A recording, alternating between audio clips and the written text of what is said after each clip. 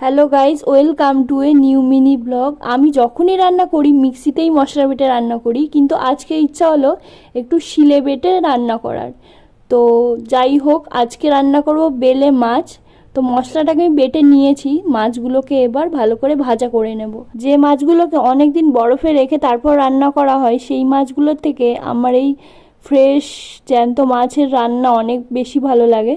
তো যাই হোক, আলু কেটে রেখেছিলাম, আলুগুলোকে এবার মাছের সাথে দিয়ে দেব। মাছটা ভাজা হয়েই গেছে, মাছে যা যা মশলা দেওয়ার আমি দিয়ে দিয়েছি, সেগুলো আর আলাদা করে দেখালাম না।